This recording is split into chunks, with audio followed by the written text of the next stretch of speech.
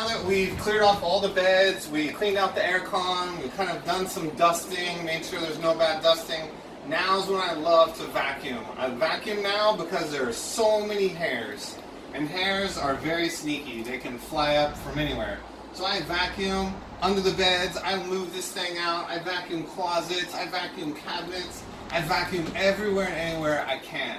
And so that reduces the chance that you're going to find hair. So first, I like to make sure that the vacuum is clean. That way, you can always tell if a vacuum's full of dirt because you can hear it struggling. It really sounds like it can't breathe.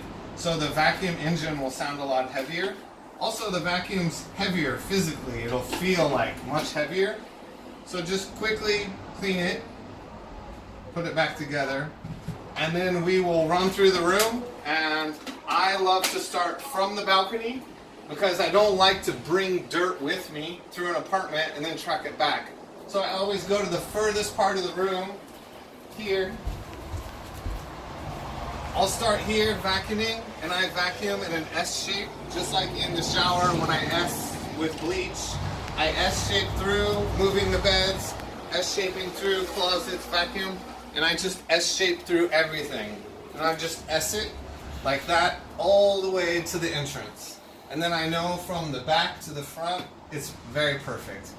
At the very final check, I'll go through and do a hand wiping just to catch any of my mistakes. And that saves a lot of time.